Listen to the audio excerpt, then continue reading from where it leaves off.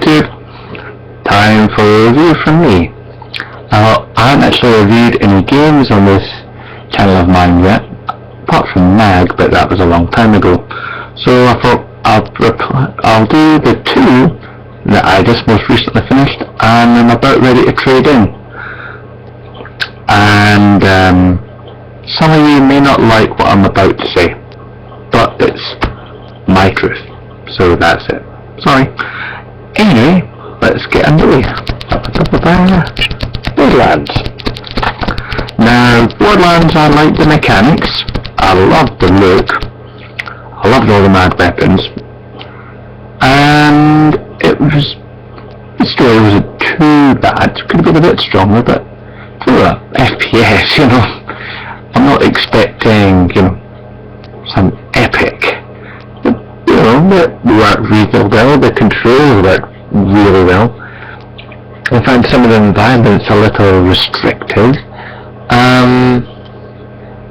It seems to take forever to get away from the really, really boring desert at the beginning, and some of the missions are put across in a really vague way, sort of like, oh, I'm doing what? Oh, it takes a long time to get used to this game, and it takes a really long time for you to really get into it. I mean, I nearly gave up this game a couple of times, but the person that gave it to me was like, no, dude, seriously. And I thought, man, he knows what he's talking about, this guy knows his games.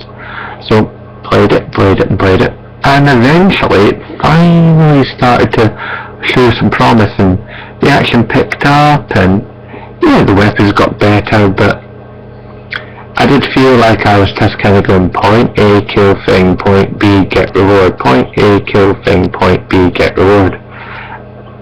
And some of the creatures you meet are just like, really? Like you meet this one big beastie, I'd say about a third of the way, maybe halfway in, this gigantic pen thing. I'm sorry if I'm going to do spoilers here, but I think a lot of people have played Borderlands by now. Most people have moved up to Borderlands 2. That's why I feel safe in making this review. And you kill this big beastie, but when you're playing through the first playthrough, it takes almost all the bloody ordnance you have. And then I went for the second playthrough because I thought, well, I could have heard that when you do the second playthrough, you come in with all your weapons and all your upgrades, and you can just mow shit down. Good. Because there's a lot of things that, you know, enemies in the first playthrough that really pissed me off, and I thought, right, I'm having their arse. And some of them, yeah, that was great. It was like, yeah, flatten, brilliant, love that. But this creature, it seemed to have somehow gotten better when the enemies I'd beaten before, a second time around, hadn't gotten better, but this one had, and it was crushing my ass.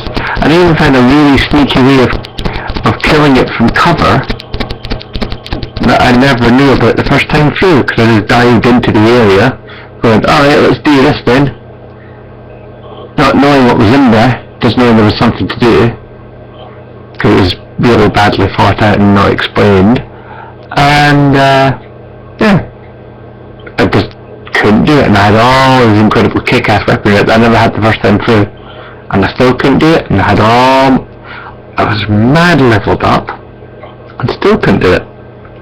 Really frustrating.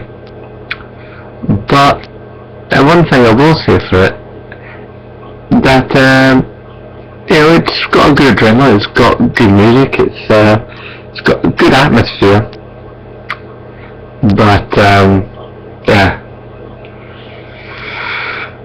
it's not the perfect game that a lot of people make it out to be. I think it could have been a little bit more tweaked before coming out to market, but still, it's definitely worth the play. Now, the second game. Now, this second game has hyped to me across the internet and through friends and all the rest of it, and I kind of always wanted to play it because I like this company's previous work, and I thought it'd be, well, fun. Now, I'm not normally a guy that goes into like the fantasy games. I like fantasy films, you know, Hawk the Slayer and you know all those kinds of things, you know, like Lady Hawk and trying to think classic, you know, movies like Lord of the Rings, you know, a lot of Lord of the Rings films, all that kind of fantasy stuff. I think it's cool. Not played many games in it though. So what I wanted to play, and you know, I think a lot of people have wanted to play who haven't played it. And you can tell that by the way, even now it still sells like crazy stupid money on eBay. Oops. Skyrim, what can I say about you? Most boring box art ever for starters. But that's irrelevant. I just wanted to rip that one, because it needs some tutorials. It really needed tutorials, because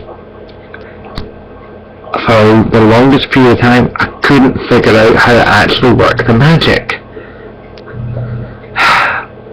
And it just so many weapons, so much to do. I mean, it's chock-blocked. It's full of stuff, full of armor and weapons and this and that. And yeah, you've got lots of choices, and you can go just about anywhere. There's some surfaces you can't climb just because of the angle, but you'd expect that, you know. And it is Bethesda, and Bethesda do really good things. And I think the thing that disappoints me about the game the most, as much as I did like what I was doing, it just didn't grab me.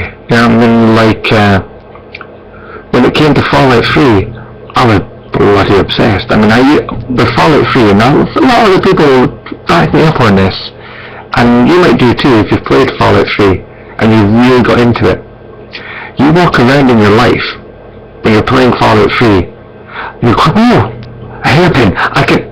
Wait, no, I'm not playing Fallout 3. This is life. Face palm. That's how good Fallout 3 is. You get so sucked into that reality, even though it's completely different to everything you know right now in your actual life. It drives you right in. You want to do it, you know, it gets in your head. And it is a brilliant game, Fallout 3. And I love that to death, but Skyrim, I really wanted to like it. That might have been the problem. I mean, it might have been the case that I built it up so big in my head that when I came to play it, I think my vision of what I thought I would be doing is actually different to what I ended up doing. But I think the thing that just the final nail in the coffin was the fact that that just glitched on me hard. I mean, really properly hard. What basically happened was, and I'm sorry if you've not played the game, but I'm going to mention places and stuff. Hopefully the game's so big that by the time, if you haven't played it, you get to these bits and you've watched this video, you won't remember what I'm talking about, so hopefully it won't mean that much to you, and if it does, then I apologise in advance. So, I'm on Solstheim, and I'm doing the Black Books, and the wizard dude tells me I should, you know, read Black Books properly, and explore their power and blah blah blah. And I get this one book, I'm not going to say the name of it, because one, I'll cock up how to say it, and two, you know, that'll be a deeper memory for when those who haven't played it will see this video go into it and go, oh, Zenbloke was talking about that one. Oh shit. Anyway, so I'm on Solstheim, I'm doing the Black Books, and there's this one Black Book to do, and basically I did the Black Book, and that was great, and everything worked. Tricky, but did it.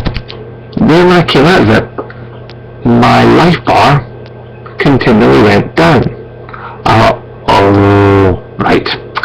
So I went to my inventory, cure all poisons, not working. Thought, oh, right. That's not good. So everywhere I went, and it did this weird thing, the health bar. The health bar, oops, hang on, says on my fingers, the health bar would go. So with every heartbeat, especially when it got down to about this far, you can actually hear the heartbeats of your character.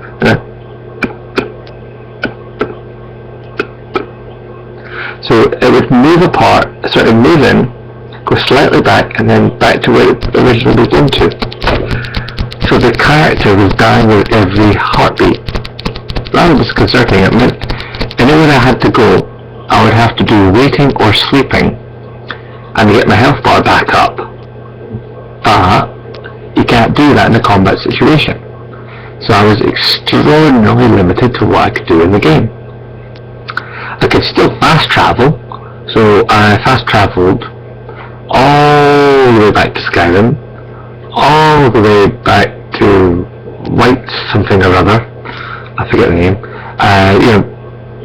and I went to a shrine stone, and I got my, I took the blessing from the shrine stone, and that didn't cure it either. And I was told what I had to do was open the book again, and pick powers again, and that would work. That didn't work. Then I was told that I had to go die in the light, go back in, and die in the dark and go back in, and one of these would fix it. Did both, that of them fixed it. Then I was talked to the wizard, and that would fix it, and it didn't fix it. Then I was told to go back into the black book and jump off one of the walkways inside the black book. That didn't do it either. So what I ended up having to do was just stop playing the game. So on that, Skyrim has left a bad taste in my mouth, and it's still getting traded. But being as it's Skyrim, I'm hoping to get a good trading price for it, which I'll put towards insurance for my PS4. So that's that then. Although I will say this, as of yesterday, I started up on DC Universe Online, and in the next wee while, I'll come back on here, and I'll let you know what I think of it. Although one thing I will say right now is, it could do with tell me how it wants me to do the things it's asking me to do. But early days, I mean, I've only had a little tiny go of it. I mean, I made my character and got off the Brainiac ship. That's all I've done so far.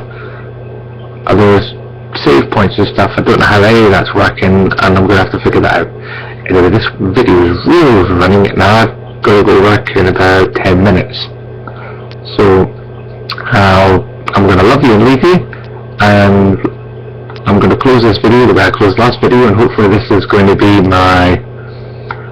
the way I close videos from now on. Aye! No bother. There you guys.